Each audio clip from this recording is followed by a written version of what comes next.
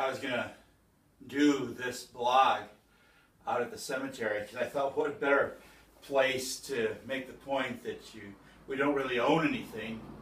After all, there's no such thing as storage units next to our graves to keep our stuff when we die. But then I remember a phrase that parents often hear. It's my room. Now, this is not one of our kids' bedrooms. We don't live there anymore. But this is the spare bedroom at our apartment in Germany, and this is one of the places that they stay when they come visit us. That's all I have to do. It's my room. I wonder how many parents have heard their kids say that. Maybe when they ask them to go clean their room, their kids say, well, why? It's my room. Or maybe you try to go in and clean it, or you went in without their permission to get something you wanted, or maybe one of their brothers or sisters took something from their room. It's my room. Those are my things.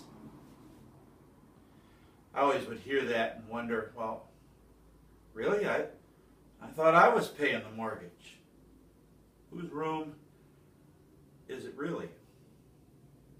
Yeah, I think sometimes that's the way we react when the subject of biblical stewardship comes up.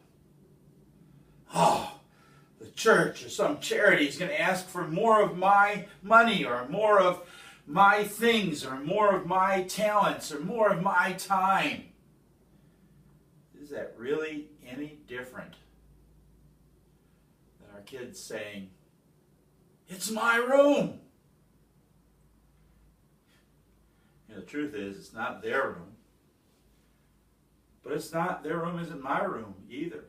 I may pay the mortgage, but who gave me the job? Who provided me the ability to earn the money to pay that mortgage? The first reality of biblical stewardship is that nothing belongs to you and me. It belongs to God. The psalmist has it right. The earth is the Lord's and everything in it.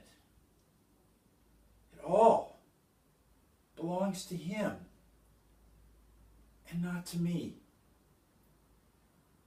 That's why I wanted to go to the cemetery, because the cemetery makes it real obvious, doesn't it, that we can't take anything with us. See, a biblical steward is somebody who has been entrusted with something that belongs to someone else, and he's been entrusted by the owner with managing those things in accordance with the owner's wishes. The first question a steward should ask is, what does the owner want me to do with what he's giving me? Now, the reality is God has been very generous to you and me. And He has given us and put under our care and our charge all that we have so that we can provide clothing and shoes, food and drink, house and home for our kids and our family. So that we can have to be able to care for our neighbor in need, and to be a good citizen, to be a good, hard, productive worker in our society, to be able to give to the church and to be a part of God's work of sharing His love with the world. You know,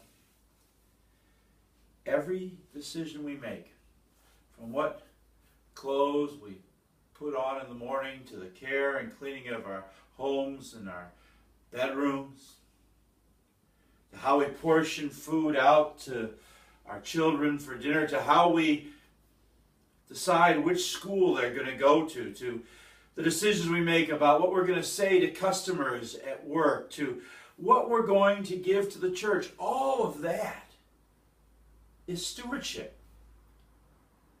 Now, that doesn't mean that God expects us to say yes whenever our kids ask for something, or even whenever the church asks us for something. But it does mean that our first question should not be, what do I want to do with this? Rather, our first question should be, what is the owner? What does God want me to do with what He's put in my care? After all, it's not my room. It's His room.